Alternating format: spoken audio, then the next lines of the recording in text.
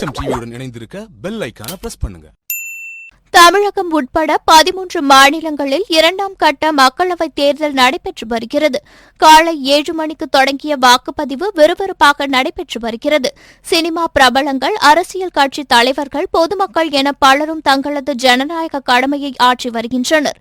இந்நிலையில் நடிகர் சிவகார்த்திகேயன் மற்றும் துணை நடிகர் ரோபோ சங்கர் ஆகியோருக்கு ஓட்டு இல்லை என்பது தெரியவந்துள்ளது. நடிகர் சிவகார்த்திகேயன் இன்று காலை 8 மணிக்கு வளசரவாக்கத்தில் உள்ள குட் ஷெப்பர்ட் பள்ளியில் வாக்களிப்பதாக தகவல் வெளியானது. ஆனால் அங்குள்ள பூத் எண் 303 சிவகார்த்திகேயன் மனைவி கிருத்திகாவிற்கு ஓட்டுள்ளது. அதே சமயம் சிவகார்த்திகேயன் பெயர் வாக்காளர் பட்டியலில் இல்லை. இதனால் அவருக்கு ஓட்டு இல்லை. இதேபோல் சென்னை சாலிகிராமத்தில் உள்ள காவிரி பள்ளியில் ஓட்டு போடுவதற்காக துணை நடிகர் ரோபோ சங்கர் காத்திருந்தார். ஆனால் அவரது பெயரும் வாக்காளர் பட்டியலில் இல்லை. இதனால் அவராலும் ஓட்டு போட முடியவில்லை.